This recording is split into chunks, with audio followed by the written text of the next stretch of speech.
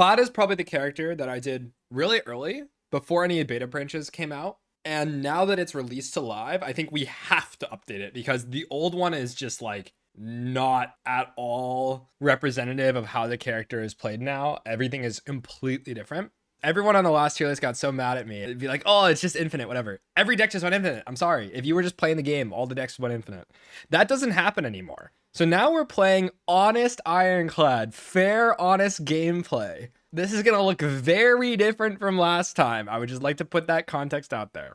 You can't really cheat in the same way that you used to, which I think is a good thing. But I think Clad overall is pretty confusing now, especially if you were just looking for the guidelines of, oh, just pick these cards and go infinite, because that really did work before. That sort of flowchart just doesn't really work now, and now we have to like actually take into account a lot of context and like the whole kit, which we're going to be able to do today, which is awesome. No one really knew that this beta branch update was going to happen like now. I was kind of expecting like another week, but they just pushed it like immediately. The downside to this is that Mobalytics has not had a chance to update the cards yet. So what we're going to do is I have the game pulled up and I have it cropped. That will let you hopefully be able to read and follow what's going on.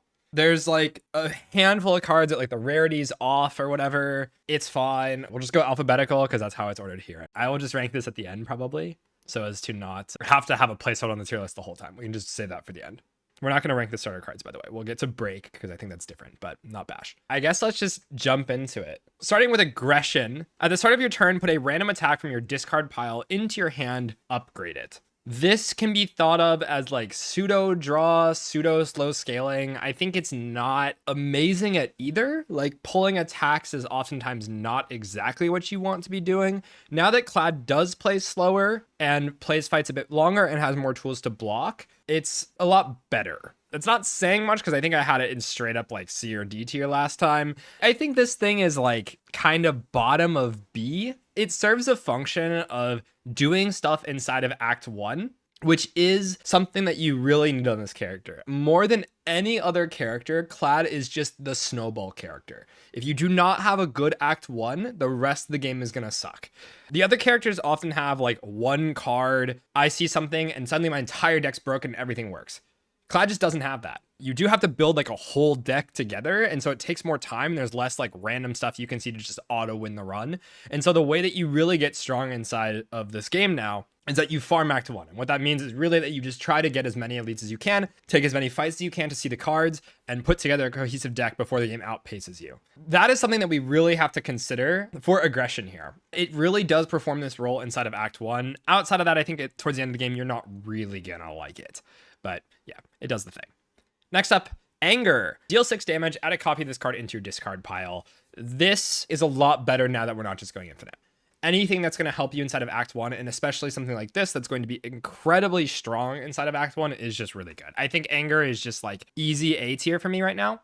It can be scary or intimidating to look at this and then think like, oh, it's going to gunk up my entire deck, but now with the way that Doormaker is, you can literally go infinite with one Anger and a Dark Embrace. And that's not uncommon. Like I pick Anger anyway, so the second I see a Dark Embrace, Door is dead. And that's kind of insane. Like I just play Anger, it makes a copy, it exhausts, the exhaust draws the next Anger, and I just keep playing Anger for 0 energy and you can just go in. So that is also a function in the endgame that makes this really useful, where before it wasn't exactly a thing at all. Also inside of Act 1, Clad has Bash in the starting deck. When you're more energy starved, before you get access to like these draw plus energy packages like Bloodletting plus Battle Trance or whatever it is that you're trying to do to make energy on this character, Anger is kind of bridging the gap. It is a strike you can play for 0, but that turns out to be a lot of output when you have Vuln on all your enemies. And a lot of Clad's kit is just applying Vuln now, and you actually do pick those cards now. So yeah, huge change from before. I think Anger is much improved. Next up is Armaments. Gain 5 block, upgraded card in your hand, 1 energy. I'm not a huge fan of this card. It is exactly doing the job of slow scaling, but it sort of needs the upgrade to do that. You kind of need to invest in upgrade, and it also scales with having draw. And Clad now is able to pick more draw. You're clicking Battle Trance on sight, your pommels are getting clicked, but it's not really amazing. I think this is an ultra desperation card for me. It's not a never click by any means, but it doesn't really enter the deck very often. Oftentimes I only have like 1 or 2 core upgrades I really care about. I'm not really trying to draft in a way that gives me a lot of upgrade debt. And what I mean by that is that cards don't enter the deck if I need to give a bunch of upgrades that I can't give. If the card's just bad before the upgrade, it's just not in the deck if I cannot upgrade it. I think I'm going to put this into C tier. It's not never click. I think D is really where we start getting into never add territory. Armaments is definitely not there. It's just not premium for me. Okay, Ashen Strike. Deals 6 damage, deals 3 additional damage for each card in your exhaust pile. What this is just win a long fight if you have any sort of other synergy. If you have Stoke, if you have Fiend Fire, if you have Burning Pact, whatever. This does start to get out of hand pretty quickly. And there's other cards that we'll get to later that are just good cards on their own and get picked and exhaust. A lot of Clad's game plan now comes down to just hitting the enemy really hard.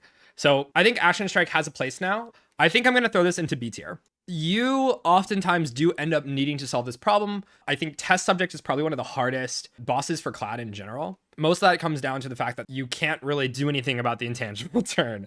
If you can't block, you really need to be able to kill it because you can't rely on your draw order consistency to give you damage on the right turns when it's intangible. When you have the chance to go in against Test Subject when it's in the last phase, you need to be able to go in. Like, I'm talking kill it in one hit kind of deal. You want to nuke this thing from full because if you're sitting around in Test Subject for like 5-6 turns in the final phase, usually you don't have enough block output for that, or at least this character really doesn't. So Ashen Strike is doing the job of, in the first 2 phases of Test Subject, you get to sort of scale your exhaust energies and get Ashen Strike to a point where it is hitting for like 100 plus damage, which is very reasonable with Vulnerable for sure. It's not something that's ultra premium. I'm not really clicking this before it's good, and certain cards I will do that when the payoff is worth it. This is definitely not one of them. Next up, Barricade. 3 energy power, block is not removed at the start of your turn. Honestly, the more that I've played this game, the more Clad really struggles to store block. Even in the runs where I do have these massive block cards, I have the Ancient Relics that provide block. This feels like it almost never gets in. I think there is a super fringe case where you need to kill the Act 1 boss and it's like Lagavulin and you do have a chance to store block, but even then, I feel like I really don't want to carry this brick around for the entire run. Honestly, I'm putting this in D. It's not never click, but it is so obscenely infrequent that I don't think I can justify putting it in a tier above. Battle Trance. 0 energy, draw 3 cards. You cannot draw additional cards this turn. Drawing cards in this character is very important. A lot of energy generation on the character is relying on having things in hand. You can have the need to have exhausted a card that turn. You need to line up that to be able to actually make use of it. And then you also need to have draw to be able to have cards to play. Because if you're exhausting stuff out of your hand, then making energy, what are the odds that you even need the energy in the first place? Like you have 3 cards left to play, right? Battle Trance is sort of lining that up and enabling that. The card that scales based on number of attacks in your hand to generate energy. That really likes this as well. Bloodletting's freaking common now, and we're going to get to that next, but it's really important to be able to line up energy with output, and especially 0 cost draw is something that you can basically just slam on sight. I think this is immediately going to S tier now. Before, I don't think I had it in S tier. Maybe it was like top of A or something. Now that Infinite is not really ever happening at all anymore, this is just always in the deck. There's very few instances where I ever skip this. I think 2 copies probably just gets added. That is like the one case you want to think about is if you can add like more than 2 copies or even 2 copies of this. You don't really want to like Battle Trance into your offering. You don't really want to Battle Trance into another Battle Trance. So depends on how big your deck is, but for the most part, first copy always gets clicked, and that's already just good enough to be an S tier card in my book. Okay, Bloodletting. Lose 3 HP, gain 2 energy, 0 energy. This is just a ridiculous card. Completely absurd. This is probably the most run warping card on the entire character. Runs without Bloodletting feel really bad. Runs with Bloodletting feels like it glues the entire package together. And not only does this work with like the self-harm synergies, it works with all the draw that you're clicking on site. It enables you to actually create output where I think Clad struggle is like you really want Bash to be played with a lot of attacks, but Bash costs 2. Being able to play attacks alongside your Bash, make use of Vuln, and just go in is so important. Like every character in this game needs good turns, and Bloodletting is the most simple way to enable a good turn. And lets you sort of pick draw cards without really feeling like it's going to brick you, because that is problematic. Like you can't slam every single draw card and have no energy gen, because then you're just drawing into more draw cards that you don't want to be playing. There is a balance to sort of strike between those 2 things. Like you want energy with draw, you want draw with energy. Bloodletting is the easiest way to get it. And if you are going to end up exhausting onto any sort of loop, not even infinite, but just a loop of any sort, say with Pact or whatever, this is going to be your main enabler. So yeah, cannot put it anywhere other than S tier here. Okay. Blood Wall. Lose 2 HP, gain 16 block, 2 energy. This is a card I did not really love on the release patch, and now I think is one of Clad's premium ways to have access to block, especially for a common card. The number is just really big. The life loss is oftentimes a positive. There's a lot of cards that take advantage of the fact that you lose life on this character and do very powerful things, and a lot of those cards are clicked on site. Even though it says lose 2 HP, gain 16 block, you can really think of this as like block 14. It's not the best feeling card to click, but I have ended up slamming the first copy inside of Act 1 almost always. And if I don't have a real way to generate block throughout the run, this is something that I'm looking to pick up, especially at common rarity. So I think this is just easy A tier for me. I don't think it's the most broken thing in the world. I know some players really, really love it. It's a very dense, chunky card. And especially when you're adding something like Bloodletting on site, you want dense cards that are going to reward you for drawing energy alongside something else. This is definitely one of those cards. And again, now that we're not infinite, way more needed to actually block, because you cannot just win the fight in one turn like you could before with Release Stoke. Okay, Bludgeon. 3 energy, deal 32 damage. Very simple card. Act 1 is very, very difficult in this game. And especially for a snowballing character, you need a card to get through Act 1. Bludgeon is one of the best cards inside of Act 1. Just full stop. The number is just insanely big. Again, really dense card. When it's upgraded, it's 42 damage. Massive, massive number. Especially with Vuln, that's very frequently one-shotting. Again, if you're drafting Bloodletting on site, which you are in this game, Bludgeon gets played even more often. Alongside Battle Trance, even alongside Burning Pact, whatever it is, you're going to find a way to actually play this thing. Bludgeon, I think, goes in bottom of A for me. Throughout the run, this is not going to be like endgame damage, but just because it's so exceptional inside of Act 1, I have to rank it decently highly here. Okay. Body Slam. 1 energy, deal damage equal to your block. Notably, does upgrade to 0 energy.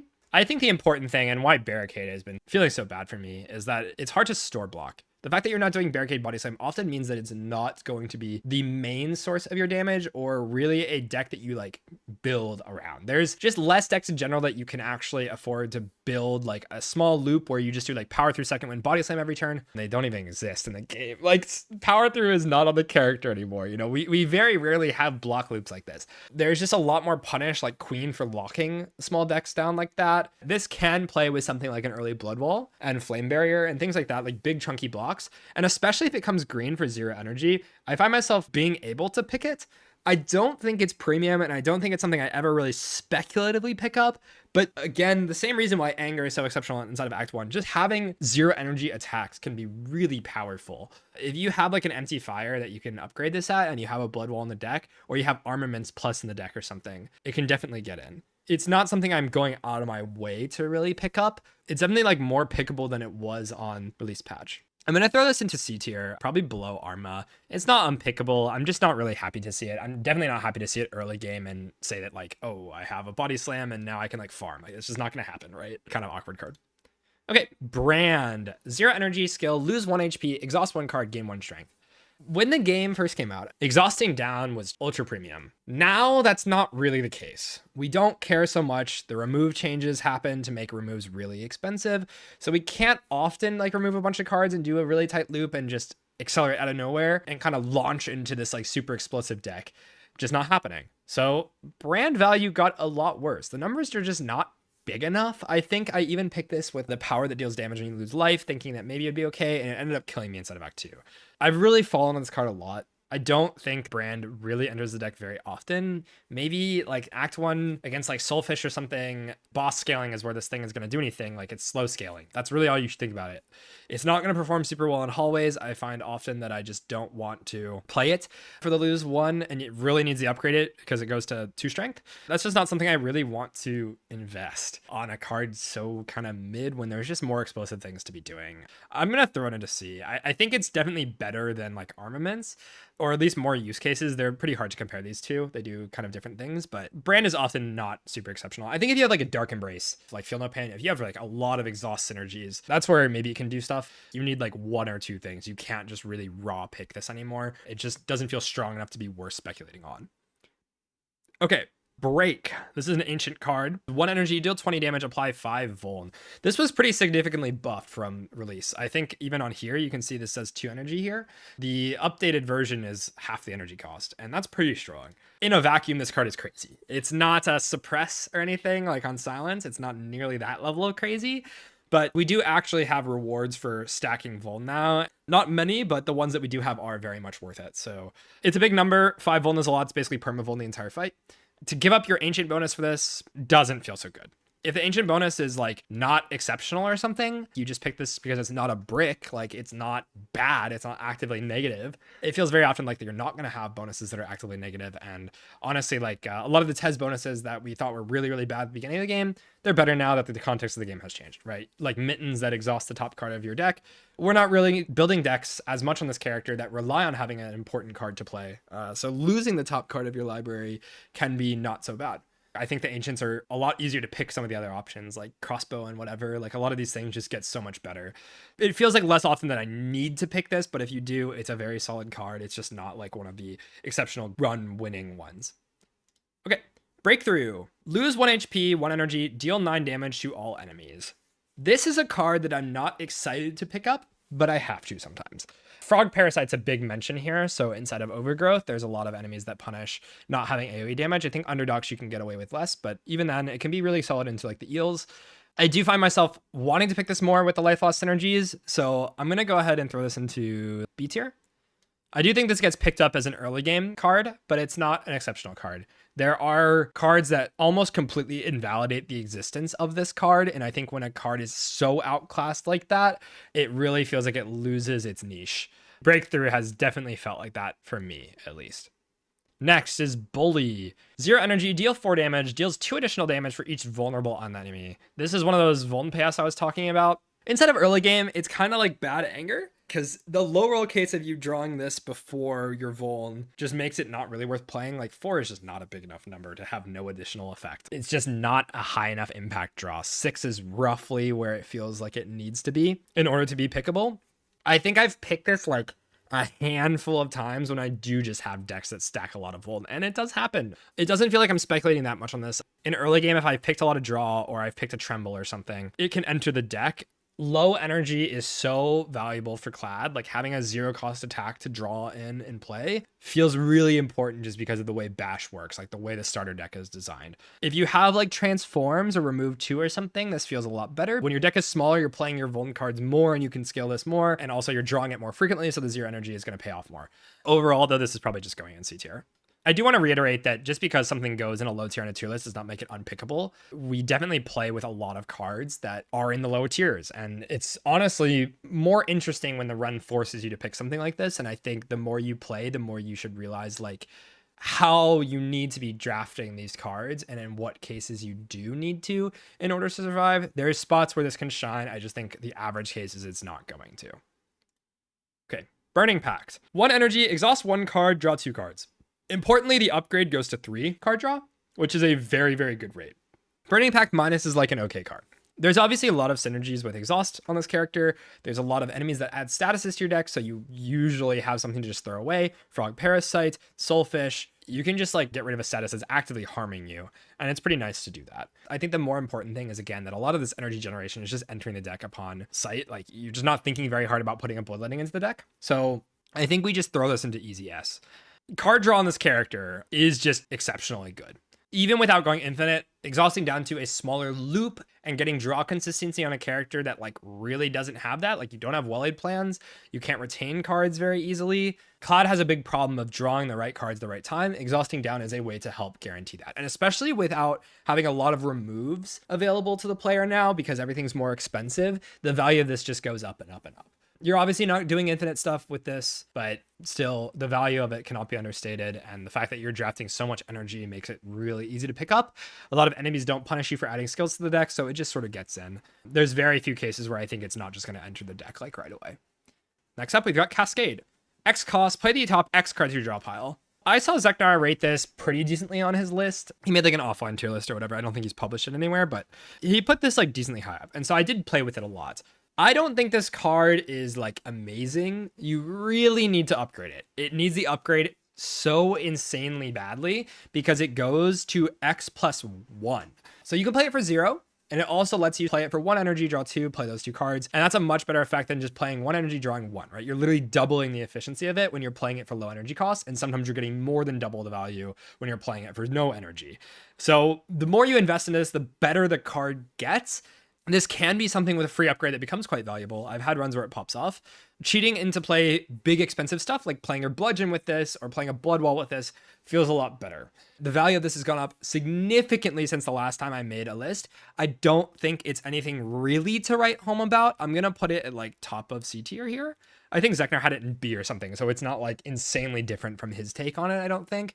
I've been picking it just because when a good player says that they like a card, I definitely want to put stock into that and try it in more situations. So I've tried it quite a bit. I've not been super impressed with it yet. It does stuff in certain runs and can open like the shrimp to imbue it. Yeah, it's a good imbue target, but overall, I find myself skipping it pretty often, especially when the deck starts to gel together more. If there's like nothing against it and I have an upcoming fire, it probably gets in the deck instead of Act 1. Obviously, it opens like Chemex and some cool things, but overall not going to be exceptional or anything. Okay, Cinder. 2 energy, deal 18 damage, exhaust 1 card at random. This is from your hand now and not the top of your deck. And that's one of the biggest changes since the last time we talked about this character. Way stronger than before. Sort of comparable to Carnage in the first game and has some exhaust synergies. The number is just big. When you upgrade it, it goes to 24. Pretty big number when enemies vuln, 36 damage. Nothing to scoff at all. That's like one-shotting a little parasite from the frog, right? And that's a very important threshold to meet. I do think Cinder gets in the deck significantly more than it used to. You don't try to pick it. I think a lot of these damage cards you're often trying to avoid picking, but if you see it early, especially if there's a fire, I think I'm going to put this into like bottom of B here. Has like an early game niche. I don't think I'm really drafting this later into the game. Obviously, like random exhaust gets worse as the game goes on and you want to like target your exhaust, and overall you lose acceptable random exhaust targets in your hand. Like if your whole hand is just base cards, like I'm not really caring about exhausting them. Drawing this alongside Bash can delete Bash. When you have vuln redundancy, it can be more acceptable to do that, but like it can be a little clunky at times, so it's not going like exceptionally high. But yeah, it's a very reasonable Act 1 damage card. And before it was really not. The downside was not super acceptable for the payoff. Now the downside is just not really anything. Okay, Colossus. 1 energy, uncommon, gain 5 block. You receive 50% less damage from vulnerable enemies this turn. This card used to be rare, so you'll see here this is gold. This is uncommon now. So you see it a lot, and you will see multiple copies of it in a run. There are a lot of changes with Clad to make Vuln better as a whole package in an archetype or whatever. Colossus was a big one. This was already a card that if you saw at all really in a run, you sort of just slammed it if you're not just going infinite. And now, again, that you're not going infinite, you need to block. This is like the best card in the entire character's kit to block. It's just so much output. I mean, if you've played with Diamond Diadem, you know how strong that relic is. 50% damage reduction is ridiculous. This also chains with weak, so if you have other sources of weak, which Clad doesn't have many, but if you do get them, it's insane. You can stack this multiple times, and it does not go like 50 to 25% to 12.5%. It's stacking multiple turns of it. You can just play a bunch of them, stack up a bunch of turns of essentially weakness, and it's basically reading 5 block Giga Weak. That essentially is Defy on Necrobinder, and we know how good that card is, right? It's better than that card. Obviously, it's uncommon, not common, but yeah, easy S tier. This is like a ridiculously absurd card now. Now that Clad has to play fair, we just actually have to worry about blocking the enemies. And 50% damage reduction is, well, it's doing just that. So I think we'd be doing a huge disservice to put that anywhere other than like S tier. Okay, Conflagration. 1 energy, deal 8 damage to all enemies, deals 2 additional damage for each other attack you played this turn.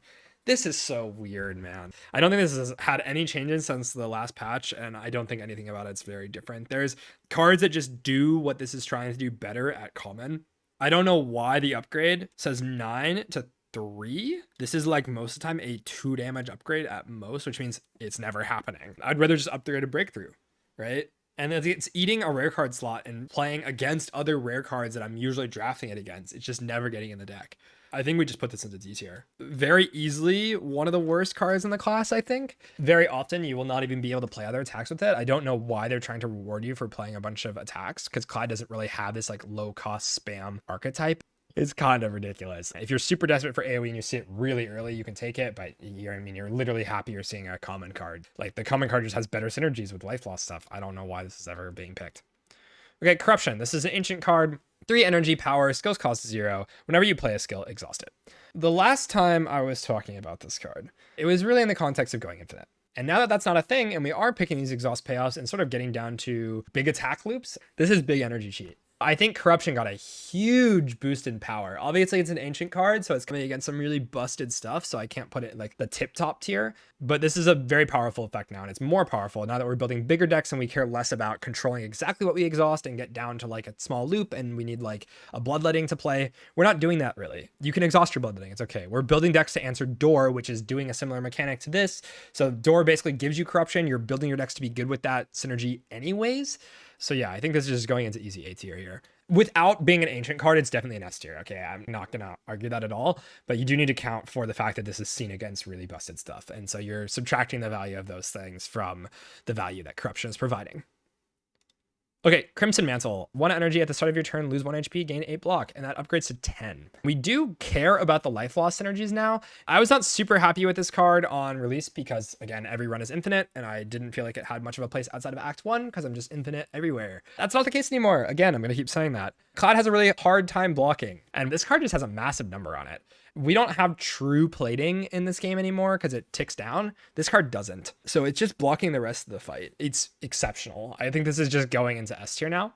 People might be shocked if they saw the first tier list and they formed their framework around that version of Clad. And now seeing how different the character is, even with no changes to certain cards, like how much things can shift, that's just going to show you like going forward that things are going to change as the context of the game changes. And you really should be very flexible with how you're rating cards and how you're evaluating things, because when the game asks different questions, you have different things to answer. Cards that before I didn't think were super exceptional are now extremely, extremely good. So Crimson Mantle is just like slammed on sight. If you see this against Skip, you're obviously taking it. If you see it against other rare cards, it's definitely high up there for what you want to be picking. Okay, Cruelty. 1 energy, power, vulnerable enemies take an additional 25% damage. This upgrades to 50%. Huge, huge, huge upgrade. When you compare this to something like Tracking, you're pretty upset because Silent just gets double damage, but that character is very silly and Clad is fair. So amplifying damage by a percentage here stacks with other percentages, and that's incredibly strong. This works with strength. You do have to think about how those things are multiplying together and how much value you're getting when you need to one-shot a boss after scaling. This is letting you do it. You play your Ashen Strike that went to like 100 damage, and now it's doing significantly more than that. Very strong upgrade, very strong pick inside of the entire game as a whole. I think this is just S tier for me now. We weren't relying on vuln damage before because we could just play infinite number of cards, but now that we're not doing that, exceptional card. Okay, Dark Embrace, rare, 2 energy. Whenever a card is exhausted, draw 1 card. This upgrades to cost 1 energy. 2 cost powers that don't upgrade to 1 are often very clunky and hard to play. This one gets not clunky and is also very much worth it when you do upgrade it. We are picking more of this exhaust stuff. If you see corruption alongside this, it's very, very strong. There's a lot of cards on the character's kit, and we will get to it. For now, you're just gonna have to trust me on this, but there's a lot of cards that are extremely powerful that exhaust alongside of Dark Embrace to just make a huge value engine. I think this is really taking the place of another draw engine that we were kind of doing before with infinite stuff, and this has shot up in evaluation quite a lot. So I think we're gonna throw this into S tier here. One of the premium ways you can accelerate your deck, you're making all your combos line up more, and we are actually relying on it kind of being fast and scaling into a fight quickly to do big amounts of damage because we can't just go infinite. You can't reach just like a stable state in a fight and be fine. You really want to just scale super strong and just hit the enemy hard, and Dark Embrace is doing that very well. Okay, Demon Form. 3 energy at the start of your turn, gain 2 strength. This upgrades to give 3 strength. I just talked about having 2 cost powers being clunky. A 3 cost power is even more clunky. The payoff is really not that good. It doesn't win the fight immediately. It wins fights over time. And Cloud just has other cards now that does that, except faster and better. We don't have time to sit around. This character can't really block. Like, even though we have Colossus and like some other tools to block now, we're not consistently able to block for the entire fight. Even when you are, you're often playing Blood Wall, which is chipping you, right? So you don't want to be sitting around in fights for a very long time. I think Cloud very often wants to go fast and hit the enemy really hard, and this is just not doing a good enough job at that. I'm gonna throw it into C tier here. It murders Lagavulin, whatever. If you're like super desperate, you can play it, but it's not something I really want to take, and I definitely don't want to spend an upgrade on it. It's like, if I take it for like 1 fight to not die to it, I essentially treat it as a curse for most of the run. It can obviously play in something like Door or whatever. Like, if you're walking into the boss gauntlet, that's where Demon Form's the best, but carrying this in all the hallways when Clad is such a snowball character, I can't pick this inside of Act 1 and carry it to the end. I just can't justify it. Okay. Dismantle. 1 energy, deal 8 damage if the enemy is vulnerable, hits twice. This is a pretty overstated card if the enemy's vuln. Unupgraded, it's doing 12/2 when the enemy's vuln. That's a large number, and obviously scales with strength. Clad doesn't have a lot of strength payoff cards. Oftentimes you need to scale to like really big numbers of strength to like get a lot of payoff. Like, if your number is big enough, then it doesn't really matter if your payoffs are super great or not. You're just gonna hit really hard. So I think Dismantle is like a pretty solid early attack to add. After early game, I'm not really trying to add this kind of card. And that just goes for most just like generic attacks like this. In the end game, I'd rather have 0 energy payoffs for strength. So like something like Anger, even in game, is probably more solid than this. But I think we're going to throw it into B tier. It's a solid early game pickup, but definitely not something I'm trying to like play around necessarily. Like I just want to add Vuln to the enemy anyways, and it just so happens that that's going to make this pretty okay. It just falls off quite quickly, but it can do a lot of stuff inside of Act 1 too. Very rarely is going to be like a super reliable damage engine in like the end game or whatever. Okay, Dominate. Reads now 1 energy, apply 1 Vuln, gain 1 strength for each Vuln on the enemy, exhaust. This probably wins the award for the biggest glow up. This card was like straight up trash D tier before. This used to not apply vulnerable, and so it relied on draw order and getting your vuln beforehand to actually take advantage of this card. The fact that it now just has 1 energy apply vuln is almost good enough on its own. It also has exhaust synergies. So you pick it up with like a Feel No Pain, Dark Embrace, whatever, and it's going to scale into the game because of just that alone. On top of it, you already want to add all these other Vuln cards, and now that we have this second line of text, it says gain 1 strength for each vulnerable on the enemy, you just end up getting so much strength. Like you pick Tremble into this, and like that's enough damage to just like snowball through 2 acts. Crazy card. This is one of maybe the strongest cards in the entire game. The upgrade goes to 2 Vuln, which is just an insane effect on its own. You get double the value out of it. Even with a bad draw, it's not even like bad. It's just applying Vuln, which is good enough. Like if I draw this with 2 strikes in the early game, I get 1 strength and I give Vuln to the enemy. I go from dealing 6 damage a strike to 10. That's such a big number. Like the rounding thresholds this thing has, even as just a raw pickup inside of early game, are insane. And then it scales with itself. I pick 1 dominate and then I pick more dominates because all the dominates are making the other dominates better. It just like, what? It makes no sense, man. This thing is absurd. Maybe not easy best card in the class, but it's like top 2 almost. Maybe the worst card in the entire class before, and is now just like the best. It's crazy. I've never seen a card jump that far before in any patch. It's like the most absurd thing. You basically slam every single copy of this. The second you see this, you're just immediately switching gears to just saying, okay, how do I make this dominate work really well? Because that's probably how you're solving the entire run. I'll say it. Okay. Drum of Battle. 0 energy, draw 2 cards. At the start of your turn, exhaust the top card of your draw pile. In the old version of Clad, this was like straight up D tier. I never wanted to pick this because if it exhausts my loop card or my payoff card, I die. We're not doing that anymore. So we're not really doing anything that hates this now. There is a significant downside to it, especially inside of early game when you don't really have an engine and need to rely on a couple of core cards. But as the game goes on and as your deck gets better and better and maybe just wants to go really fast, you can definitely pick this. It's not picked on site. Okay, it's not battle trance. The downside is something. It's not something you can ignore. So you do need to think about it. But I have picked this before, especially when it comes green, like inside of Act 3. And it's just an acceleration piece. Anything that says 0 energy draw is going to be something. You have to think about it. So it's not an ignored card, but I think we're going to put this in C tier. It's definitely not something I pick very often, but when it's good, it's pretty exceptional. If you just need to go fast and your deck doesn't have like a bunch of core cards, or maybe it wants to just set up on turn 1 and you have like a bunch of dominates and you really just need to scale slam all your stuff and hit the enemy, it's just drawing you into your energy gen. That's really what it does. It's just free draw. Okay. Evil Eye. 1 energy, gain 8 block, gain another 8 block if you exhausted a card this turn. With Burning Pact on the character being as good as it is, I think this does enter the deck. It's not something I'm like speculating on. If you just pick a block card for the hallways, you're often avoiding a lot of chip. On floor 1, like this versus skip, I could definitely see speculating on. If you just see like no good cards or nothing you can justify adding, I could definitely speculate there, but it's not something I'm like actively trying to speculate on it. The payoff is not so good that I want to, but very often this is just going to end up kind of working. This character does need to pick like 1 or 2 block cards inside of the early game to really smooth out the run. Again, Cloud is just the snowball character. You need to be able to run into all the elites as much as possible. And so if this is saving 10, 15 HP inside of hallways, I'm more than happy to do it. Clad's starter deck balance is just way more attacks than block cards. And so that skew at the beginning of the run means that you brick hands a lot. And so just adding a card, even if you're not getting the second effect of getting that extra 8 block, can stop you from taking a lot of chip. I think we throw it into B tier for this reason. It's not like ultra premium, but it obviously has a high ceiling that is met pretty frequently. It's just not crazy inside of Act 1, but it's higher than I was considering it before. Okay, Expect to Fight. This card was heavily changed from the original version of the game. It now reads 2 energy, gain energy for each attack in your hand. You cannot gain additional energy this turn. So what this is doing is one-time burst of energy and keep your turn going, but you'll eventually have to stop. The fact that all of these sorts of things got hit in the same way, where they just tried to stop you from infinite, with card changes like this, but also with Door Maker and some other things, that all happening at once means that this is really not different than before. You do need to upgrade it. It goes to 1 energy upgraded, which is a pretty big deal. Overall, like the function is not really changing very much. You pick energy when you need it, but I think Bloodletting is kind of more applicable. You just can't play this multiple times in the same turn to keep going. If you just need to play your powers, if you just need to draw into stuff and play Dominates or whatever, it can generate quite a lot of energy if you have a lot of excess card draw, and it can let you have a big turn. Again, that's sort of what we want. Combos nicely with like Drum of Battle, get a big burst, 0 energy draw into Expect to Fight, into play Burning Pact, keep going, play big Fiend Fire, end the turn. That sort of thing can happen a lot.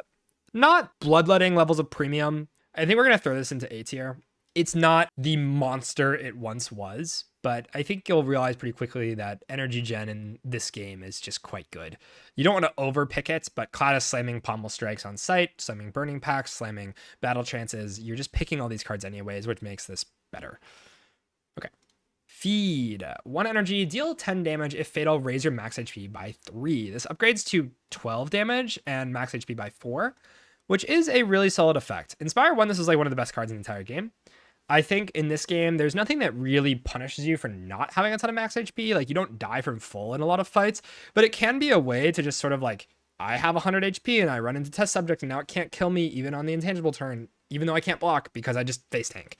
And that's really what Feed's doing. The earlier you see this, I think it's very obvious to understand why it's better. And it's just like a solid damage number on a card. It does have exhaust synergies, so if you see this with like a Feel No Pain in the deck already, or like Dark Embrace, it gets a little bit better. At the end of the day, exhaust synergies and like a decent damage number, even if you're not hitting fatal, can be still pretty solid, with the obvious upside of it being insane snowballing throughout the entire run. So I think we're going to throw this into A tier. I'm not going to put it into S. I don't think it's like one of the main enablers for the character and what makes it truly, truly broken in the same way that in Spire 1, this is really, really broken. I wish it was, because it's kind of like fun to just be big, but oftentimes I just find myself having a deck that can accelerate fast enough to not really care about this as much. Again, Ace is still exceptional, but I don't think it always gets in the deck. If you see it late, it's not getting in the deck, and if your deck is good enough, you just don't really need it. It's not as easy to farm as well, because like you're not sitting around with like Barricade or whatever. You can't really block, so you're not able to land it as consistently as you could inside of Spire 1.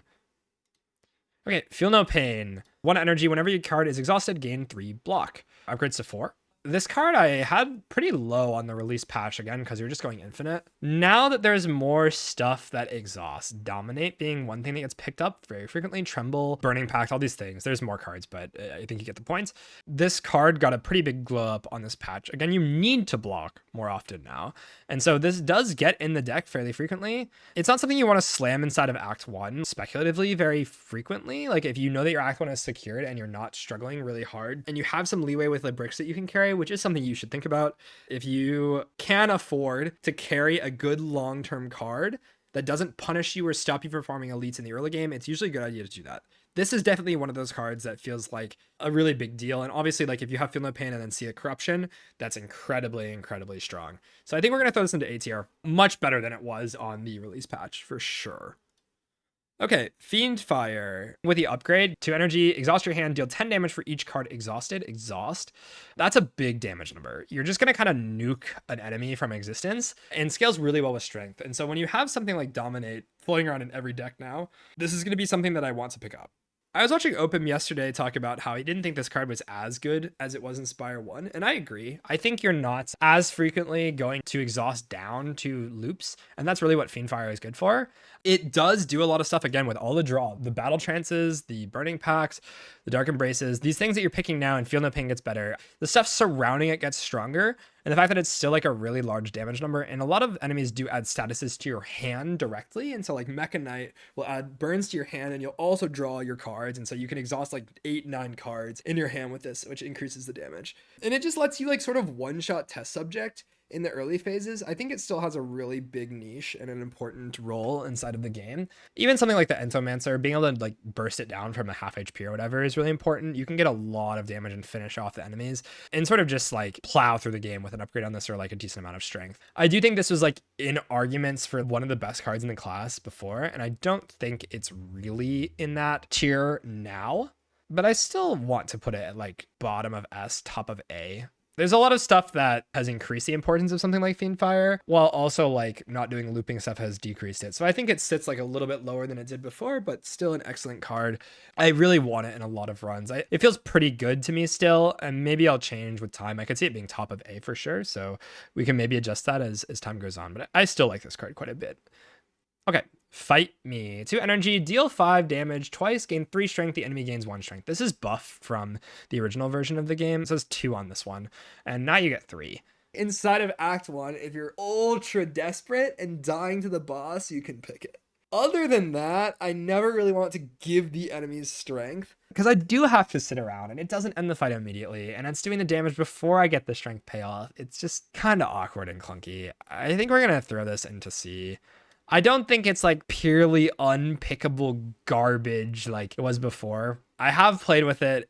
It doesn't feel great. It can end fights quickly, especially multi-enemy fights. You can place on like a small enemy and kill it or whatever, but the energy cost is so restrictive. 2 energy to play this is really quite rough. Okay. Flame Barrier. 2 energy, gain 12 block. Whenever you attack this turn, deal 4 damage back. Upgrade it to 16 block, deal 6 damage back. This upgrade is very, very strong, and a lot of enemies in this game do hit you a lot of times. And so this is really helping Clad's hallways and also a few select elite matchups. Against Phantom, this is really exceptional. Against Entomancer, this is exceptional. Against the exoskeletons inside of Act 2, it's exceptional. Against the eels in Act 1, it's exceptional. And I can keep listing enemies. I think you get the point, right? It's pretty obvious to tell where this is good. The number is just big. 12 block is just a big number. If you compare this to Bloodwall that has like 14 on it, basically, functionally with no extra effect, it's pretty similar. And this obviously has a massive upside of doing a lot of damage back to the enemy. Very frequently, this is not full blocking the enemy, but the fact that you can make progress in the fight and block most of the enemy is good enough. It does work with a lot of stuff that Clad wants to be taking now, like Pale's Legion doubles your block of the first card. Having a block card like that play really nicely with this. And so it does feel like it's entering the deck pretty frequently. I'm going to put this inside of A tier.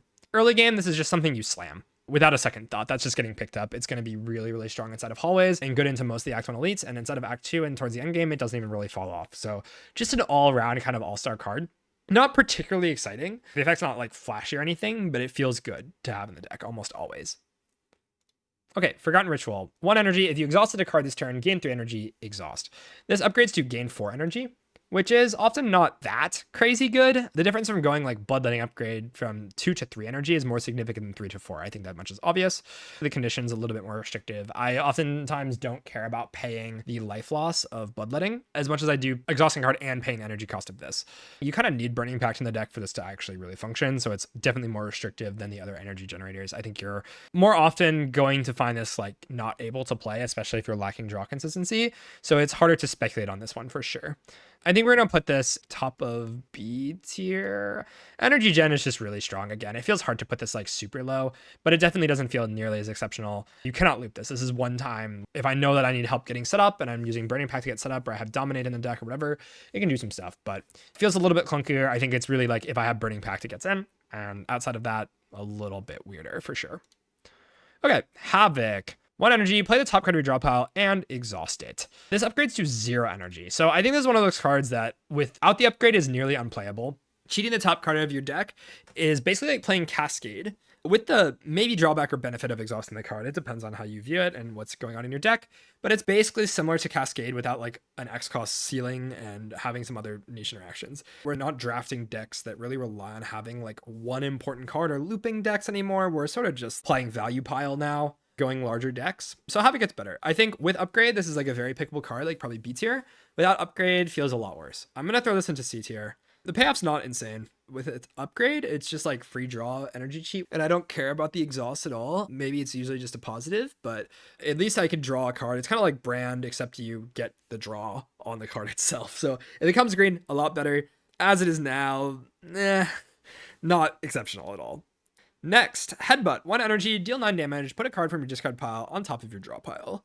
This card is really just an Act 1 staple and helps line up combos. So if you're trying to maybe like skip a Dominate that you draw on turn 1 and play it later to line up with your other Vuln, this is doing that. This is playing with Havoc and Cascade that we've just mentioned. It is doing stuff, and deck manipulation like this is pretty solid. You might compare this to Grave Blast, and I don't really love that card, but 9 is a much bigger number than like 4 from Grave Blast.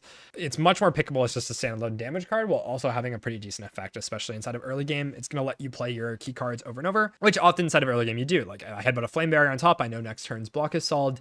When you have dense cards, even like the Carnage equivalents basically, like we can put this on top, and then I know I have big chunky attacks to sort of just like kill the Frog Parasite or whatever. I'm a pretty big fan of Headbutt. I think it's not as good as it was in Spire 1. The damage is less needed, but it's still definitely like an A tier card for me. Works pretty solidly with Bludgeon. Sometimes you actually don't want to add the card to your hand because you don't have the energy to play it. So putting Bludgeon on top is often better than putting it into your hand because you have 3 base. Has a lot of uses. I'm a big Headbutt enjoyer in general. Okay, Hellraiser. 2 energy. Whenever you draw a card containing strike, it is played against a random enemy. I think people have played with this card a lot now. This is like one of the most fun cards in the entire game. Unfortunately, because I've played this a lot, I know now that this card is just not very good. It gets picked sometimes because it is energy cheat, but the random targeting and the fact that you cannot hold Pommel Strikes in your hand to do ordering stuff and it can sort of screw you is pretty bad. Frequently, I don't want to be building decks where this card is going to pop off a lot. Oftentimes, paying 2 energy for a do-nothing card on that turn is very unplayable. I want to not spend the energy on past my turn to get this into play when I could just be playing Dominate and going in. It can do output cheat stuff inside of Act 1, especially the boss. Like, it plays similarly to Stampede for me. I know if I need output solve, if I need to cheat energy somehow, that I can pick this and it'll do the thing. So it's not never clicked, but it's very rare that it gets into the deck. I think with Transform, I'm like okay with it, but I can't find myself really clicking this over very much. I find myself skipping it a lot. I think we're gonna put it into C tier. It's probably better than like a lot of these cards down here, but not very excited to see this almost ever. Okay, Hemokinesis, 1 energy, lose 2 HP, deal 15 damage. This is buffed from the released version of the game. It says 15 now instead of 14, which is kind of funny. It's back to the original of Spire 1. Really simple card, plays with a lot of the life loss stuff, and the number's just big. It upgrades to 20, which is a pretty significant increase. I do like this early game. Like on floor 1, 2, 3, whatever, it's probably just in the deck like on site, unless it's coming up against another like premium card. But Hemo is probably just getting clicked really, really quickly. Inside of early game, this is just premium damage, so I'm going to throw this into A tier. Probably over Headbutt. Really wants the upgrade, and inside of Act 1, oftentimes I am trying to upgrade basically every fire because I want to snowball really hard. I want to just get off to a super explosive start, and Hemo's allowing me to trade my life to do that. So, pretty nice card. Inside of Act 1, outside of Act 1, I mean, as with all damage cards, probably not getting picked very often, so just keep that in mind. Okay. Howl from Beyond, 3 energy, deals 16 damage to all enemies. At the start of your turn, if this is in your exhaust pile, play it. I and many others got baited by this card because I thought it would exhaust itself, and it does not. It does not continue to play 16 damage every turn. It's 1 time. I've had runs where this is kind of cool and funny, and I've like played it with Stampede, or I can like Burning Pact it away or whatever. Like, it's not never picked. I've bought this in a store before, and it has carried my Act 1. Like, I had transformed into Stampede or saw Stampede on floor 1 or something and bought this in the store. It can game. If you really need AoE, like in Overgrowth or whatever, to kill Frog Parasite stuff, like it can do some things. But oftentimes I'm just trying to avoid picking this. It's Ultra Desperation, and I think that's where like a lot of these cards in C tier is going to go. So we're going to throw it right in there. Mediocre card, doesn't have a whole lot of use cases. Impervious, 2 energy, gain 30 block, exhaust. Pretty simple card. This is just a big number. It just basically says like block the entire turn and has exhaust synergies. What else do you want? We're going to put this into S tier, bottom. It's not an engine of any sorts, but it basically is going to full block a turn and let you do some other stuff with your other energy. This character, again, is picking a lot of energy generation. Pretty much never unhappy to see this, but I don't think it's like defining how you're building your deck. You're not like using this to jumpstart your Barricade like you would in Spire 1, which was like a big use case. Like I have an Impervious, I have Barricade, I can now play Barricade and actually block. That's just not happening in this game, but it is blocking the full turn. I think it'd be pretty disingenuous to put that much lower. Okay, Infernal Blade, 1 energy, add a random attack into your hand. It's free to play this turn. This upgrades to 0 energy, which is significantly better. And this can break. You can like print Body Slam off of this and you not have any block, and then it does 0. So you really need it to cost 0, I think, to actually take advantage of this card. Otherwise, some of the low roll cases, like to invest 1 energy to get nothing back, is really nasty. Cloud has some clunky attacks. You get Whirlwind, you get Hell from Beyond, you get Body Slam, as mentioned, you get Mangle. These cards just don't play. There's a lot of situations where it's really rough. If you can upgrade this and it's super early in the game, can get in the deck. Outside of that, probably almost never. I think maybe Pact's End is when I would click this to like just enable exhaust energies, because that card is just worth playing around. But for the most part, probably C tier. It gets in the deck early game sometimes. It just feels like almost never worth it. Okay. Inferno, 1 energy power at the start of your turn, lose 1 HP. Whenever you lose HP on your turn, deal 6 damage to all enemies. This also upgrades to 9 damage, 50% value upgrade, just absolutely nutty. Definitely Clad's best AoE option, and debatably one of the best cards in the entire class. This is just easy S tier, and we'll talk about it after. This is triggering life loss synergies. Anything that says when you lose life, do a thing. If you have those things already, this is a huge payoff for it. It both triggers itself and gives you payoff for cards you already want to pick, like Bloodletting, Crimson Mantle, Clay. That's already just going to be in the deck. Ridiculous amount of output. And once you have this, you almost never really need to add any other AoE to the deck. This is just completely solving it. This gives you a real reason to like have life loss cards. Again, I mentioned a run earlier where I had this with Brand, and the Brand was still kind of bad, so maybe that speaks for just Brand not being that good, but this card is crazy. This is picked almost over everything else, especially super early game, just because it solo carries runs. Disgusting card. Okay, Inflame.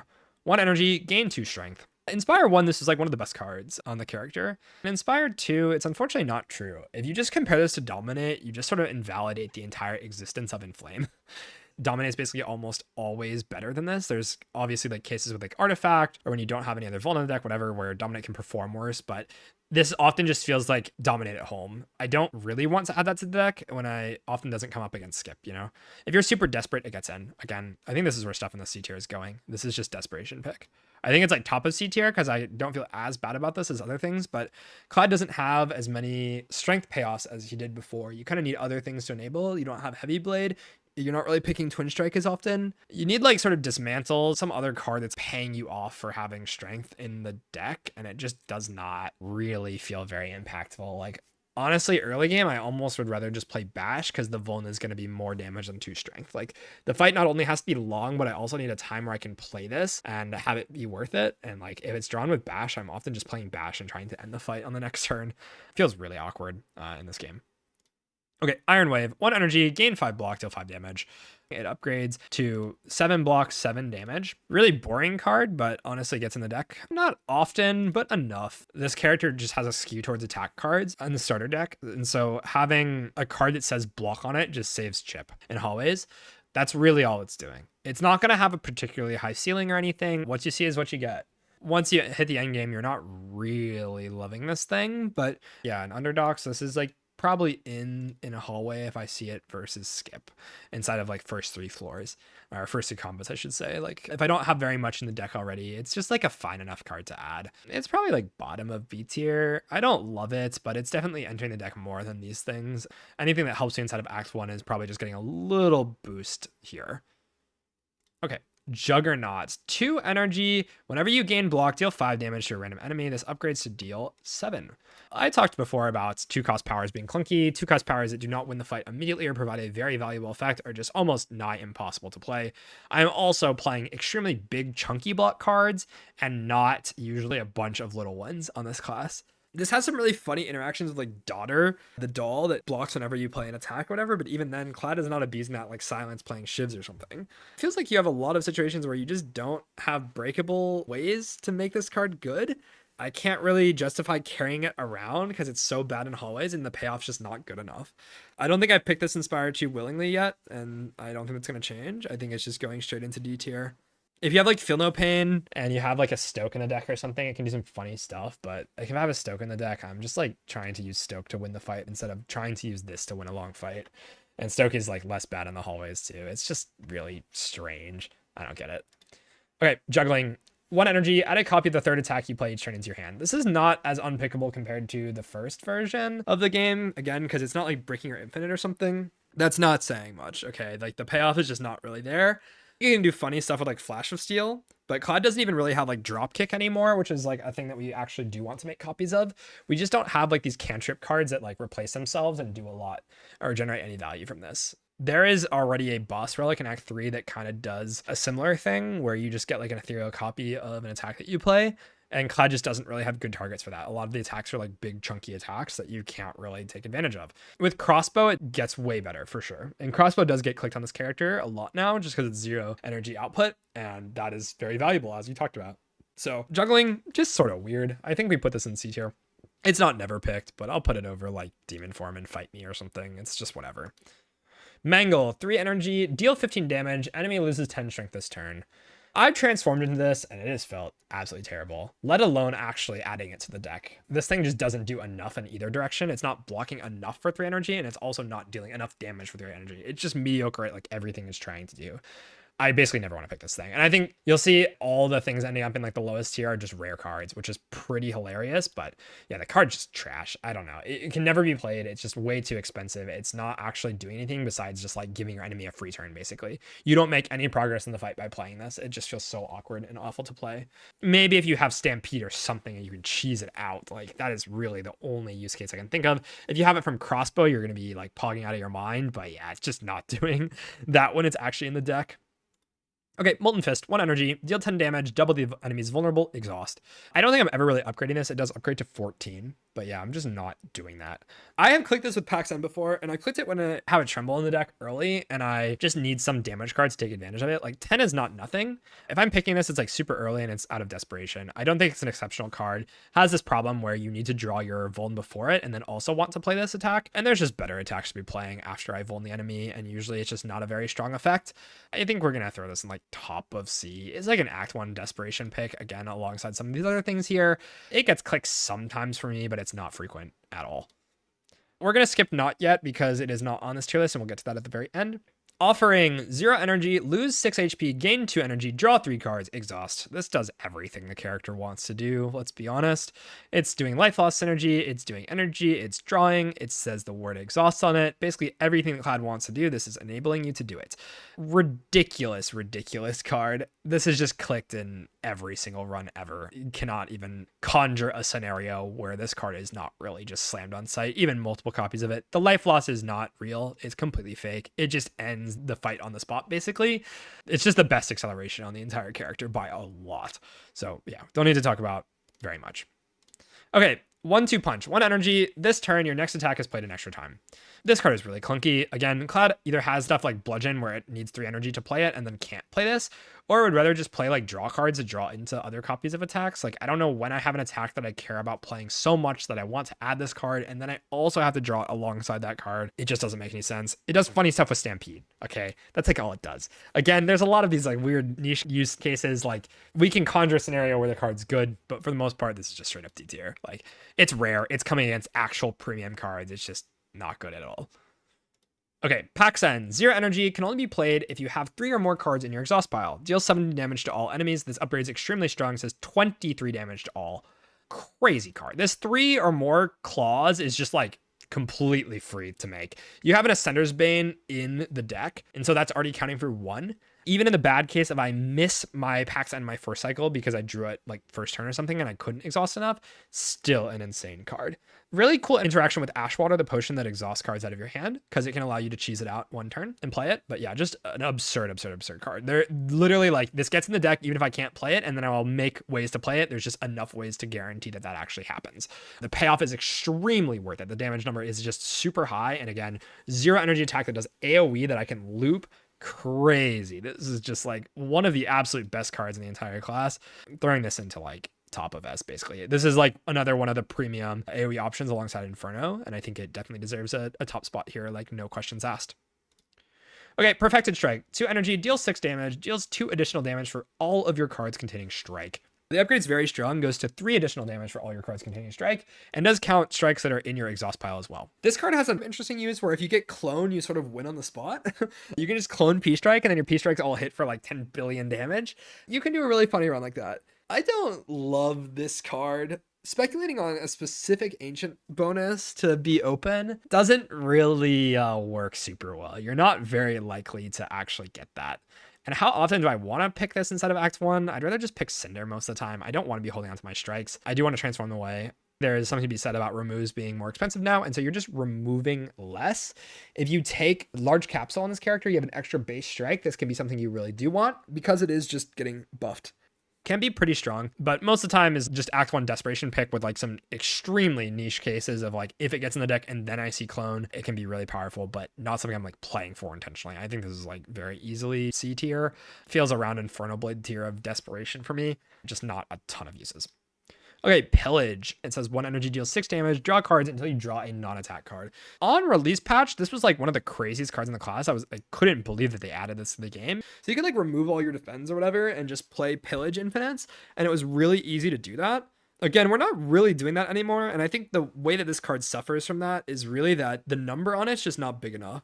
Before we didn't care that the 6 damage was like not good, and now we do. I don't really want to be paying 1 energy to deal 6 damage and maybe draw like a card. That's like worse than Pommel Strike by quite a bit. It's an uncommon. It obviously has like a high ceiling with like a Hellraiser or whatever, but again, that's just not getting in the deck in the first place. And my decks are honestly a lot more often now, not just full of a bunch of attacks like they were before. I don't really pick this card very often anymore. We're going to throw this into C tier. It feels so weird to do that, but really energy hungry and doesn't feel like the payoff is enough. Cool interaction with anger. That's something to note. If you have anger in the deck and you see a pillage, it gets much better because you're turning your energy into actual damage. But yeah, pillage, definitely huge fall from grace. Nothing on the card has changed. It's just the context of the game once again and the way we build decks now. Okay, Pommel Strike, 1 energy, deal 9 damage, draw 1 card. The upgrade is insane, goes to 10 damage, draw 2. This is as much of a staple as a staple can possibly be in this game. Like a common card that just gets added into every deck because it enables so much with like the bloodlettings you want to be adding and everything on the character. Very easy S tier. I don't think I have to explain very much about this. Pommel Strike has been a staple for like ages and ages and ages. This just gets clicked and multiple copies of it. The upgrade's incredibly good. Scales 1 to the late game. 9 is a lot for early game in terms of damage. Just exceptional card. Okay, Primal Force, 0 energy, transform all attacks into your hand into Giant Rock. Giant Rock says deal 16 damage for 1. The upgrade turns them into Giant Rock Plus, which says 20 damage for 1. Inside of Act 1, this is doing so much damage. You turn your strikes into 6 damage into 16. It is 10 strength on your strikes. That's how you should think about this. So instead of early game, you're just clicking this on sight. Exceptional card inside of early game. I'm gonna put this in A tier towards the top here. Not as universal, I think, as something like Pommel Strike. It's rare, so we have to knock a little bit off of that. But in early game, it's like just completely farming the entire act. You don't have to pick very much to make that happen. Even if this is just transforming like 1 strike or 2 strikes, it's so much damage. Ophim seems upset that it's an A tier. Okay, I can bump it up to S tier for you. I don't even hate that. Honestly, this card is just really, really strong. You just have to see it inside of early game for it to feel really insane. Like the end game potential is not really there. This often is not going to like carry your end game. Like it doesn't really have synergy with the character. It doesn't exhaust cards. It doesn't say strike on it. But inside of early game, just disgusting card. Just way too much output. Next up, we have Pyre. 2 energy, gain 1 energy at the start of each turn. Upgraded, this goes to 2 energy at the start of each turn. So you're paying 2 energy to now have 2 energy for the rest of the fight. Obviously, complete brick and hallways. I don't ever really want to spend 2 energy on a power that does nothing. I'm trying to play it, and that's what this does. However, in boss fights and elite fights, this is a ton of output. Scaling energy in this game is really, really important. It just so happens that Clad has other ways to get energy. So if you have like Bloodletting in the deck, you probably don't need this very frequently. Pyre is in a weird spot just because of the polarization of Bloodletting and how much it's warped the character. If Bloodletting is just not in the deck and nowhere to be found, then this is obviously like a card that can solve a lot of problems for you. And it does feel good when you have the ancient bonus that gives you 2 energy retain on demand card. You can use that just to play Pyre. I've had that quite a few times. End of Act 1, I can see myself picking it with decent frequency, but not like a ton. Does well in the end game, does well in the bosses, of course. I think we're going to throw this into bottom of A tier. Not universally getting into the deck all the time, but is a solid energy generation card. It's just that you have Bloodletting and expect to fight on this character, and it's just not really comparing to those. Obviously, this is unconditional, but you know, Bloodletting is pretty much unconditional. I think the life loss is oftentimes just a boon. So yeah, not something I really care about having to pay for. Okay, Rage costs 0 energy. Whenever you play an attack this turn, gain 3 block. This upgrade goes to 5 block. I think this card is pretty good inside of this game. Energy economy is important, and also you're adding Pommel Strikes to your deck on site that take really nice advantage of Rage. Having the ability to just play like a Bludgeon or whatever and Rage blocks for 5 is still a pretty decent card. The upgrade is really strong, so if you don't have the upgrade, you kind of need to be able to play a couple of attacks per turn, maybe like 1 or 2, before it becomes like decent. It kind of just gets in the deck if it's versus skip early for me. I don't think it's like a card that you absolutely need in every single run, especially in the endgame if you have other ways to block. I'm not super pressed to add it, but I think it's like top of B tier here. Gets in frequently enough, but not super universal. I could definitely see it being bumped up to A. Maybe we just do that, actually. Next up, Rampage. 1 energy, deal 9 damage, increase this card's damage by 5 this combat. I feel like is a little bit better in this game just because of how long some fights do go. It can be a card I just pick to kill the Act 1 boss. That's really what it's being used for. If your damage is just not quite there yet, you can pick this and then you can skip a bunch of other garbage that you don't want to add in order to try and solve that fight. So it has some utility as like actually killing the boss, but other than that, I don't really want it. I think we just throw it into C tier. Super small niche, but the niche is big enough to warrant talking about it. Just not a card that I'm like adding to the deck very frequently at all. Okay, Rupture. 1 energy, whenever you lose HP on your turn, gain 1 strength. Upgrades to gain 2 strength, which is a really significant upgrade. I double the efficiency of the card. I know a lot of people really don't like this card. I don't love it, but I'm not as low on it as I think a lot of other people are. I do think you have like the Bloodletting in the deck all the time, and you have these other things that are losing life all the time. You have Breakthrough, whatever. If you have like 2 to 3 cards that lose life and your deck's not massive, then I can see it being sort of a desperation scaling pick. The second you have a Dominate or see a Dominate, it gets way worse. So oftentimes you don't need to scale completely to the high heavens with all your strength. You need like a certain amount to kill the enemy, or like a card that kills the bosses somehow. This does that, just worse than a lot of the other ones. It has a draw order dependency problem in a way that some of these boss killers don't. So for that reason, I think we put it like top of C or something. Like, I'm picking it more, I think, than some of these other things, but it's not entering the deck very often. It has its cases. I think it's very simple what you get out of this. Just don't be baited into the dream of, I have 4 life loss cards and I'm going to pick Rupture and it's going to be awesome. Like, it doesn't often overperform. I think that's my main gripe with it. Okay, Second Wind. 1 energy, exhaust all non-attack cards in your hand, gain 5 block for each card exhausted. You are doing like the loop stuff less, but there is a lot of status stuff in this game. You are picking the Dark Embrace and the Field of Pain more often than you were before, and you're not caring so much about breaking your pillage like you were before. So this feels like it gets in the deck pretty frequently. It sort of wants other synergies to be good, but can do stuff like against the Worm in Act 2, the Insatiable, getting rid of the statuses. I know people are scared to do that, but getting rid of the statuses can speed up your deck's ability to actually kill. It has a really nice use there. It has a nice use against like Mecha Knight to block a lot. It's just a big enabler card. And the second you see any sort of actual payoff, it gets way better. I'm going to put the Second Wind into probably like low A. It's not as crazy as it was in Spire 1, but I do think it's better just due to the fact that these other things in the game have increased in pick rate for me, and so it ends up in the deck more often. Okay, Setup Strike. 1 energy, deal 7 damage, gain 2 strength this turn. Really weird common attack. Again, Cloud is not often spamming attacks to take advantage of the strength afterwards, and it's not permanent strength, so you really want to be able to abuse something else. I've picked this up inside of early game to kill Act 1, and again, Cloud is sort of the Act 1 farming character. I need to snowball. I think this is just going into C tier. It's not never clicked for me. It's definitely like higher than a lot of these other cards. It does not feel good when I pick it, and I try not to, but it does get in the deck. Not good, but a damage common. It gets the job done if you need it. It's just doing it poorly. Okay, Shrug It Off. 1 energy, gain 8 block, draw 1 card. Now that we're sitting around and actually blocking fights, I don't mind it nearly as much. Inside of early game, it's very good in the hallways, and that's enough for me to like put it into a pretty solid tier here.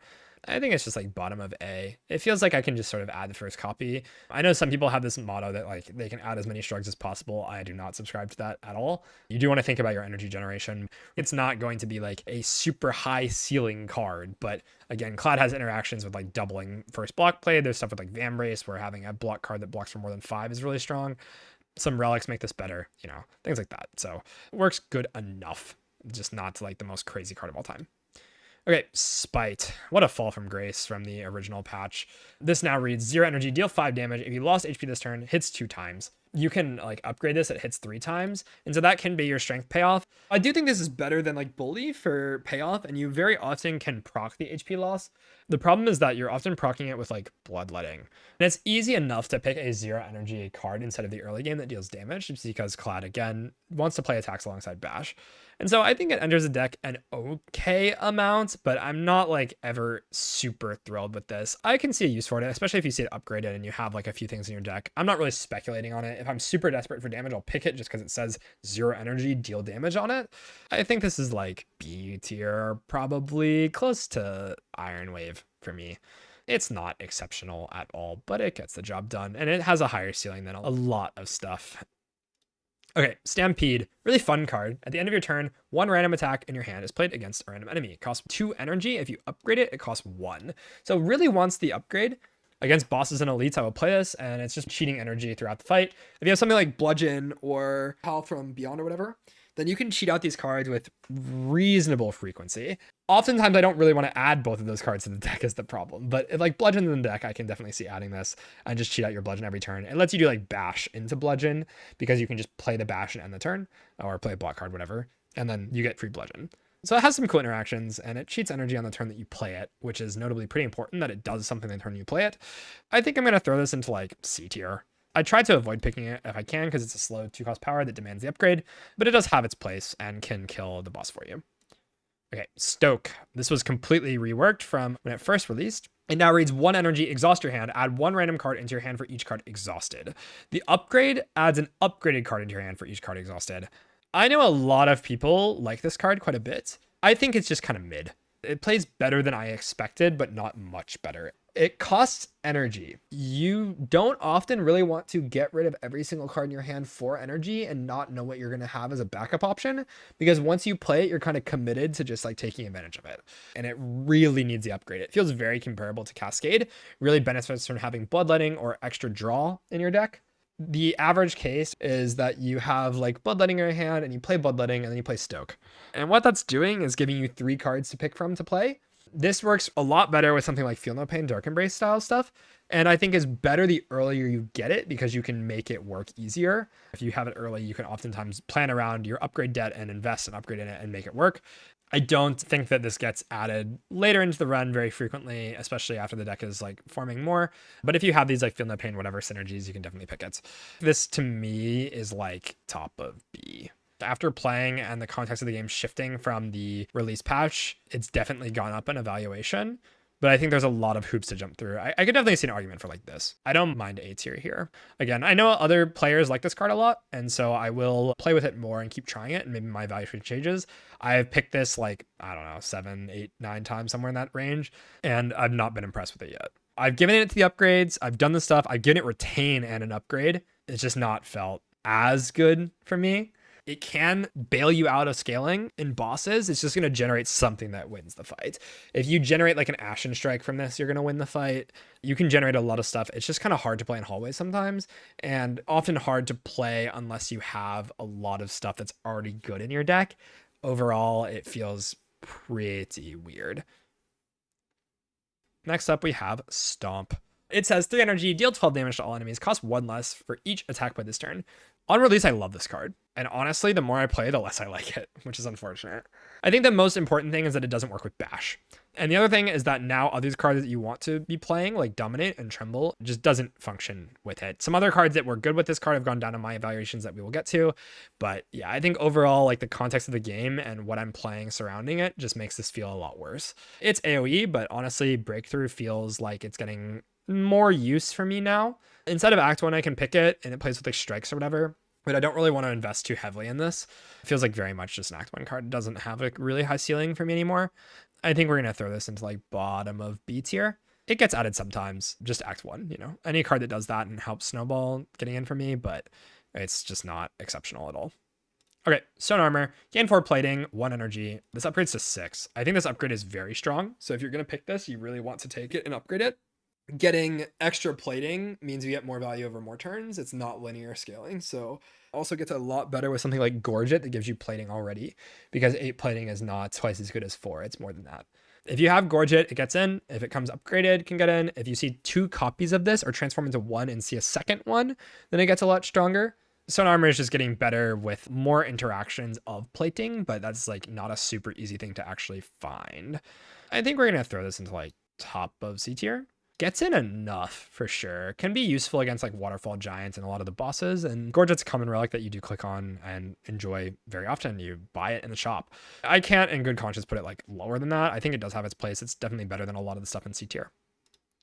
Okay, Sword Boomerang, 1 energy, deal 3 damage to a random enemy 3 times. The random targeting on this is really brutal, and this is one of Clad's only strength payoffs. I think the biggest use case for this is really to help kill Phantom. Clad has a really big problem knocking off the intangible stacks off of Phantom, and so this is doing that. That's about it. I don't think I really am adding it ever outside of that, just C tier. Extremely niche use case that makes it pickable sometimes, so it's not like D, it's not never clicked, but it's pretty close to it. Okay, Taunt. 1 energy, gain 7 block, apply 1 vuln. This upgrade is very good. It goes to 8 block, 2 vuln, and getting an extra turn of vuln is very strong. I don't love this card. I was starting to go up on it a little bit after release, and then I played more and more with it. And I think now that we have other ways of applying vuln at 1 energy, where before I really didn't want to pick Tremble, this value just goes down. I'm like picking the other block cards more frequently. If I see this floor 1 and I'm walking into hallways, then I'm down to just pick it. You know, that's the sort of thing of like context matters so much in these tier lists, but having the ability to just sort of slam that and walk into the hallways and save 1,000,000 HP is quite good. So I think we put this at like bottom of B, pretty similar to Stomp. It feels in a similar place to me. I think these cards are just not always picked, but have like good use cases, and the number is good enough and Vuln is a good enough effect to warrant wanting it. It does play with like something like Dominate, so it can still scale that. It's just that Dominate often invalidates the actual Vuln aspect of this card. It's just that it's not completely useless after it gets in the deck. Okay, Terra Sunder, 2 energy, deal 5 damage, hits an additional time for each time you lost HP this combat. This upgrade goes to 7 damage, which is pretty significant. I've had Terra Sunders with life loss stuff in the deck hit for like 10, 15 times, and it's strength payoff. This card is like clearly bad in hallways, but inside of a boss fight can really pop off. It's just a long-term scaling card. If you need to solve like long-term damage and you have good front load, then I can just pick this and kind of cover all my bases. I think this has gone up a lot from me. This card is probably like B tier in terms of having a use to actually just kill bosses now. Much better than it was on the release patch for sure, even though not anything has changed about it. Okay, Thrash. 1 energy, deal 4 damage twice, exhaust a random attack in your hand, and add its damage to this card. This card is really fun. I love this card. Unfortunately, I don't think it's very good. I picked it a lot. Again, slow scaling, but really clunky. Like, oftentimes you don't even have another attack that you want to exhaust out of your hand because you want to be playing it. So you sometimes have to make concessions in these long fights where you need to scale this, where you exhaust a card instead of just getting damage right away. And the damage number is not that big. Like 4 damage twice is just not a big number. On the first cycle, this is just a terrible card. You're oftentimes just building huge value piles now on the Clad. You're picking large capsules sometimes, and you're also not able to remove a bunch of basics. And so looping is just a lot harder. So a lot of context surrounding this card has just made it significantly worse. I think this was like easy top tier for me before, and now it feels like sort of just like B tier. It does a similar thing to Terra Sunder, maybe being a little bit easier to play. But yeah, it just feels kind of mid to me. That's, I think, where it serves to be in B. Okay, Thunderclap. I did talk about how this card was like a lot better in Spire 2, and I think that's still true, but the combo card with it I'm picking a lot less often, and I'm also just picking this card a lot less often because of that, as well as other Vuln is just better. I do actually want to stack Vuln turns now because Dominate's good, and Thunderclap's not really doing that. The damage number is just not big enough. 4 is just not significant enough to warrant picking this, and you're not picking Stomp as often. It just feels worse. It doesn't even scale with Inferno. Like, Vuln on AoE doesn't make Inferno work any better. So yeah, I think Thunderclap's just going into C. It gets picked sometimes. It feels like Pillage tier where these kind of things just sort of dropped off quite a bit. I liked having Thunderclap have its like moments in the spotlight for a little bit, but unfortunately, I think it's just already passed. Okay, Tremble. 1 energy, apply 3 vulnerable, exhaust. There's a few things they did from this. They buffed it from 2 to 3 vuln, and they also made it exhaust. And both those things are incredibly big buffs. Having this card exhaust and not have to redraw it is really solid. I don't want to play it when the enemy's already vuln and I already did the thing. Huge glow up. Insane to have this card exhaust and also proc like Feel No Pain and some other things. So I think this is just easy S tier. This is like slammed immediately on sight inside of Act 1. Like, this is a very strong card now. I don't think I ever skip the first copy. Like, I'm not raw skipping it. Maybe against something else premium, I'm not taking it, but this is a really, really powerful card. Like, I'm thinking about if I see it versus Battle Trance on floor 1, I'm probably just taking the Trance because it's uncommon, but this is such a huge enabler for Dominate. Like, it's just 3 turns without the upgrade if it happens to have green. It's insane. Like, you're never upgrading this with Dominate in the deck, and that's when you want to probably upgrade it to have more Vuln. You just upgrade the Dominate. But yeah, just crazy cracked card. 1 energy to apply Vuln for a character that has to work so hard to apply Vuln with Bash or whatever. Like, it invalidates Bash, basically. It means you don't have to play that anymore, which is just saving you energy throughout fights. It's just crazy. Okay, True Grit. 1 energy, gain 7 block, exhaust 1 card at random. This card really wants the upgrade. It doesn't need it. I think a lot of people over-exaggerate the importance of it. They say it's completely unplayable without. It's not. I just think it's not very good. You need draw to make this card, like, actually really good. I think the main use case is having Pyramid with it, and you just don't have Pyramid very often in this game. I think this is just C tier. We're not even trying to scale by exhausting down and looping cards anymore. We just don't need to do that. Door just does it for us. Can play against like Frog Parasite, even without the upgrade. Like, you can just play the good cards out of your hand and exhaust a status against the fish as well. So it has some use cases, but I think that's exactly where C tier belongs. Niche cases, but not entering the deck very often. Okay, Twin Strike. 5 damage twice for 1 energy, and upgrades to 7 twice. Mild strength payoff, so it can do the thing. Decent number. It just says like 10 damage on it with some upside. I try not to pick it. Damage cards like this that don't have secondary effects usually don't do very well in the end game, and it's not scaling enough. Like, I have 0 cost cards that hit twice that get payoff. This is just not really all that great. I think we're going to throw it into bottom of B. It feels roughly around Iron Wave, where it gets in like inside of Act 1, and then outside of that just never gets clicked. It's just a common, and if you need a damage common, like, sure, you click it, you know. Okay, Unmovable. 2 energy. The first time you gain block from a card each turn, double the amount gained. This upgrades to 1 energy, which is an exceptional upgrade. This card is just easy S tier for me. Clad needs to sit around and actually block now. You cannot just go infinite. And so that was the main criteria for this card, like, not being ultra top tier before.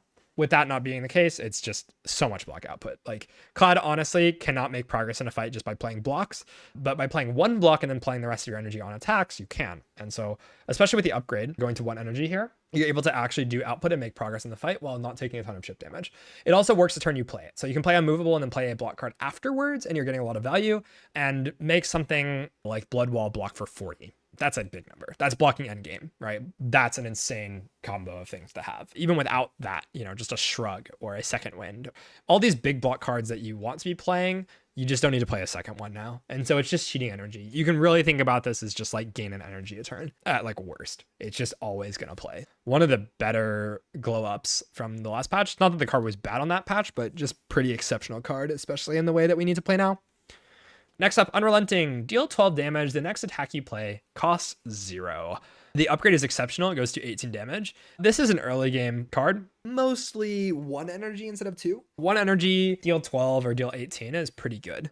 Can cheat out Bash and obviously has like some higher synergy stuff with like Uppercut. Does not work nicely with Whirlwind, but can do some funny things. I don't think I like want to pick this outside of early game, but it feels like a good enough damage card inside of early game that I can sort of just pick it. Works with Stomp, but again, that's not something exceptional. Cinder, I can definitely see just like picking these 2 cards, and that's like all the damage you need inside of Act 1. Maybe Terra Sunder, these sorts of things. Bludgeon, obviously like pretty solid card. I don't mind this at all. I think it's pretty solid. Not like the most exceptional card in the class or anything. Not super exciting, but does the thing. Okay, Uppercut. 2 energy, deal 13 damage, apply 1 weak, 1 vulnerable. The upgrade goes to 2 weak, 2 vuln, which is exceptional, so you need to upgrade this. This is Clad's only weakness card, and in this game, weakness is incredibly important. This is just easy S tier. Doing the vulnerable thing that you want to do, deals damage, applies weak, blocks a million. Weakness is just so broken in this game. It just works so well with Colossus that you already want to be slamming on sight. Crazy card. Don't need to talk about it very much. Debuffs are just very good. Vicious. 1 energy. Whenever you apply vulnerable, draw 1 card. When we were doing infinite stuff, this card was just in the deck like all the time because I was just wanting to fill hand and kind of go zoom. I no longer want to do that. I can't really spend energy on playing this, and it needs the upgrade to really feel good. There's just other ways that Clad can draw now without needing to play a power like this. That's a brick in a lot of hallways. Vicious is one of the main reasons why Thunderclap has dropped into my evaluations a lot, because Vicious has also dropped in my evaluations. And again, Clad wants to snowball in Act 1. This is not doing it. And so when the card is not helping me do the thing that I think I need to do the most, well, it's going to drop a lot. And so this went from like extremely good to like probably top of C tier for me. It's unfortunate. I think this card like has a really cool ceiling and has a cool niche, but doesn't get in the deck very often. It never really wants to enter inside of Act 1, and by the time I reach endgame, I've probably clicked a lot of Pommel Strikes and have other draw options that I just don't need this thing. Also, a lot of your Vuln options exhaust, and so you're playing like Tremble and Dominate one time, and then you're done. That's another big reason why you're just not getting repeated value out of this. If you draw it in like a bad draw order, it's basically a Heat Sinks. And in Spire 1, we sort of knew how good Heat Sinks was. It did the thing when you needed it to, and this feels a lot worse than that. Okay, Whirlwind. X cost, deal 5 damage to all enemies X times. The upgrade is very important here and deals 8 damage to all X times, and notably scales with strength. I think inside of early game, and if I have the upgrade, this can get clicked. If I have any strength, this can get clicked. It went up in evaluation a little bit for me. I think it's still a B tier. It feels pretty comparable to Stomp. It plays nicely with Stomp, actually, to play at 0 energy, but I don't love this thing. It feels like kind of a whatever card to me. I'll pick it if I need AoE. In Overgrowth, I need to kill the Frog Parasite. And with the upgrade, this thing is wiping out all of the minions. That by itself is going to increase the evaluation. Outside of that, you can sometimes make a lot of energy on this character with like the Bloodletting and whatnot. And so that's definitely something you should think about. But the fact that you need an upgrade on this card and the payoff's not insane makes me not want to put it much higher than this.